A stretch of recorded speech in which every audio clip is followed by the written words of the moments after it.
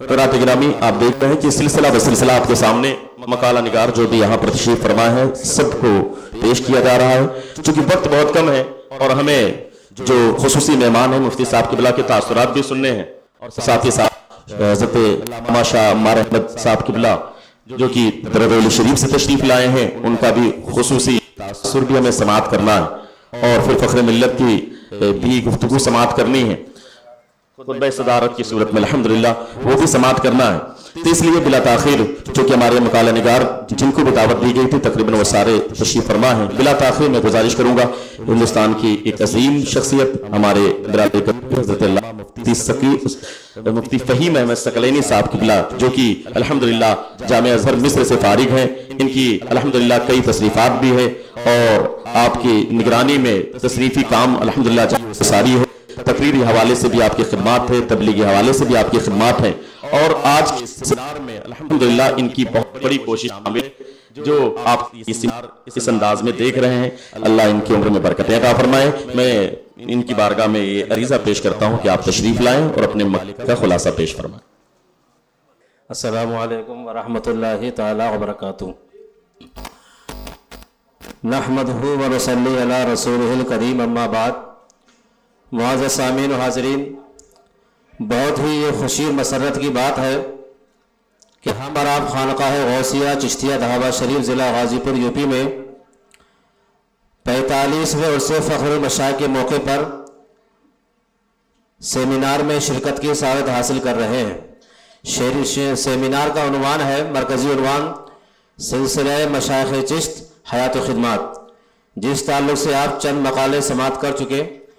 فخر ملت حضرت سید شاہ ظفر اقبال صاحب کا یہ بہت آج کا عظیم کارنامہ ہے کہ انہوں نے عرس کے تقریبات میں سیمینار کی تقریب کو بھی شامل کیا، اور اس میں بڑا فائدہ یہ مختلف جامعات اور مدارس خانقاہوں کے سجادگان درگاہوں کے ذمہ داران یا تشریف لاتے ہیں، سب کی آپس میں ملاقات ہوتی ہے، نئی نئی فکر نئی نئی سوچ ہمارے سامعین زائرین اور طالبان علوم نبویہ کو سننے کو ملتی ہے۔ اسی طریقے سے ہمیں خانقاہوں اور مدارس کو عصر حاضر کے تقاضوں کے مطابق نئے فکر کے مطابق پیش کرنا چاہیے۔ اور آج کے سیمینار میں میرے مقالے کا عنوان ہے حضرت خواجہ امین الدین حبیرہ بصری رحمۃ اللہ تعالی علیہ حیات و خدمات۔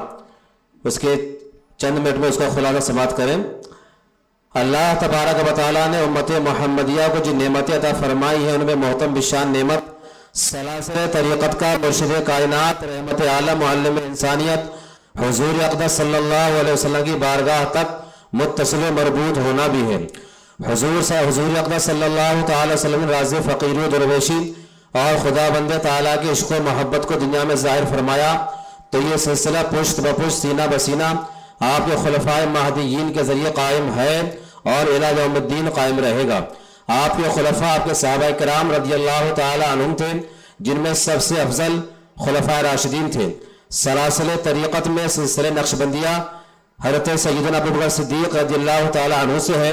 باقی سلاسل روحانیہ کے مصدر و منبع مولائے کائنات تاجدار ولایت سیدنا علی مرتضیٰ کرم اللہ تعالی وجہہ الکریم ہیں۔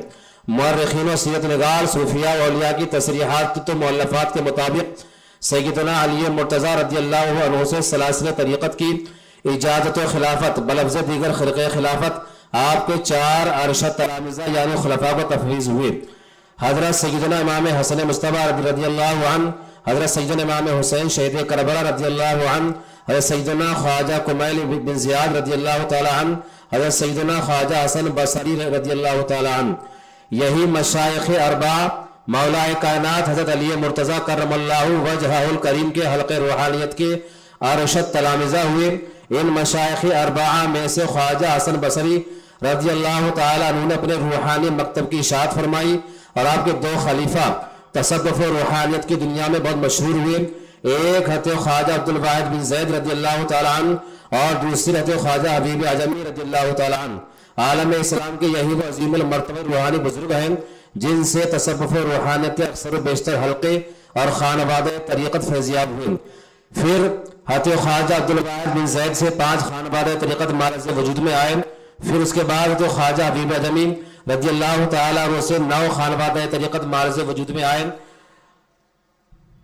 تدوین تاریخ تصوف کے ابتدائی دور کے پہلے 4 مشائخ ہوئے، ان سے 14 سلسلوں میں انشعاب ہوا، جن کو تصوف کی دنیا میں 4 پیر 14 خانوادے کہا جاتا ہے۔ میرے مقالے کا عنوان تو خواجہ امین الدین حبیرہ بصری رحمۃ اللہ علیہ حیات خدمات ہے۔ حضرت خواجہ حبیرہ بصری اوپر سے شجرہ خوانی کے اعتبار سے سلسلہ چشتیہ کے 8ویں شیخ طریقت ہیں، اور خواجہ غریب نواز سے اوپر کو 10ویں شیخ طریقت ہیں۔ آپ کا شجرہ طریقت یہ ہے: فخر موجودات حضور صلی اللہ تعالی علیہ وسلم، پھر مولا کائنات، اس کے بعد خواجہ حسن بصری، اس کے بعد خواجہ عبدالواحد بن زید، پھر حضرت خواجہ فضیل بن عیاض، اس کے بعد خواجہ سلطان ابراہیم بن ادم بلخی، اور پھر آپ کے مرید و خلیفہ خواجہ سدید الدین حذیفۃ المراشی، پھر حضرت ناصر شریعت و طریقت خواجہ امین الدین حبیرہ بصری علیہ الرحمہ۔ یہ سلسلہ جب حضرت خواجہ ابو اسحاق شامی چشتی کی ذات سے منسوب ہوا تو عالم اسلام میں سلسلہ چشتیہ کے نام سے مشہور ہوا۔ سلسلہ چشتیہ کا نام حضرت ابو اسحاق شامی سے پہلے سلسلہ ادہمیہ ہوا کرتا تھا، جیسا کہ مولانا عبدالستار سہسرانی مجددی مسالک السالکین میں لکھتے ہیں کہ مبدأ و منشاء چشتیہ تو خواجہ ابو اسحاق شامی چشتی ہے۔ جب آپ بارادہ حصول بیعت کے خواجہ ممشاد الف دینوری کی خدمت میں بغداد پہنچے اور شرف بیعت سے مشرف ہوئے تو حضرت خواجہ ممشاد دینوری نے پوچھا کہ تمہارا نام کیا ہے؟ آپ نے عرض کیا اس عاجز کو ابو اسحاق شامی کہتے ہیں۔ حضرت خواجہ علیہ الرحمہ نے فرمایا آج سے تجھ کو ابو اسحاق چشتی کہیں گے، اور جو تیرے سلسلے ارادت میں تا قیام داخل ہوگا وہ بھی چشتی کہلائے گا۔ پس آپ حسب الحکم خواجہ ممشاد الف دینوری کے چشت میں کہ ہرات سے 30 کوس کے فاصلے پر ہے تشریف لائے اور ہدایت و ارشاد خلق مشغول ہوئے۔ سلسلے عالیہ آپ کا موسوم چشتی ہوا۔ خلق خدا کی رشد و ہدایت، عوام الناس کی اصلاح احوال، علاقائی مذہبی اثرات، خطہ ارضی کا مثبت و منفی حال، لوگوں کا کم یا زیادہ دین سے لگاؤ یا دوری کے اعتبار سے سلاسل روحانیہ کے بانیان کی خدمت دین اور امر بالمعروف و نہی عن المنکر کے اعتبار سے تمام سلاسل طریقت کی کچھ خصوصیات الگ الگ ہیں اور کچھ خصوصیات مشترک ہیں۔ چنانچہ ابتدائی دور کے صوفیہ اور بانیان سلاسل نے توبہ استغفار کو خاص اہمیت دی ہے، اور ان مشائخ پر خشیت الہی کا غلبہ تھا، اس لیے پوری زندگی توبہ استغفار سے عبارت تھی۔ وہ زبانی استغفار کو ریا پر محمول کرتے تھے۔ حضرت رابعہ بصریہ علیہ الرحمہ فرمایا کرتی تھی کہ زبانی توبہ جھوٹوں کا کام ہے۔ اس دور کے بزرگوں نے اپنے طرز فکر کو اجتماعی شکل دینے کی کوشش نہیں کی، وہ انفرادی خود طور پر عبادت و ریاضت کرتے۔ انہوں نے حب جاہ و مال سے بیزار رہ کر رسول گرامی وقار صلی اللہ علیہ وسلم کے اسوہ حسنہ کو اپنا شعار بنایا۔ انہوں نے تصوف و طریقت کی اصطلاحیں ایجاد نہیں کی۔ سلسلے حبیریہ کے بانی تو خواجہ امین الدین حبیرہ بصری ہیں۔ اس سلسلے کے وابستگان آبادیوں میں بود و باش اختیار نہیں کرتے، بلکہ جنگلوں ویرانوں میں قیام کرتے، ہر وقت وابزو رہتے اور حضور قلب کے ساتھ طاعت و عبادت الہی میں مصروف رہتے۔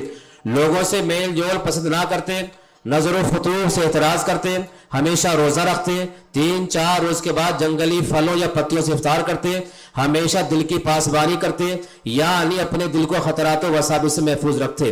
بر صغیر میں تقریباً 200 سال پرانے 5000 سے زائد صوفیاء و مشائخ کے احوال و آثار پر مشتمل مشہور کتاب بحر ذخار میں بھی حضرت خواجہ حبیرہ بصری کا ذکر ہے، تعارف ہے، اور اسی طریقے سے تصوف کے 115 خانوادوں کا مستند تذکرہ قصر عارفہ میں بھی آپ کا ذکر ہے۔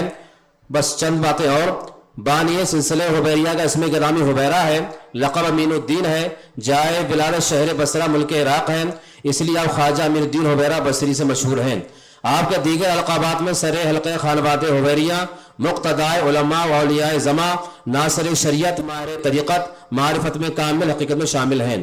مشائخ کبار میں آپ کا درجہ رفیع اور مقام عالی تھا، مریدوں کی تربیت میں دستگاہ کامل اور قبولیت عامہ رکھتے تھے۔ چند سال کی عمر میں حافظ کلام اللہ ہو گئے تھے، 17 برس کی عمر میں متبحر عالم ربانی ہو گئے تھے۔ اس کے بعد ریاضت و مجاہدہ کی طرف متوجہ ہوئے، روزانہ 2 ختم قرآن مجید فرماتے تھے، ہر وقت حق تعالیٰ کی عبادت اور ذکر مشغول رہتے تھے۔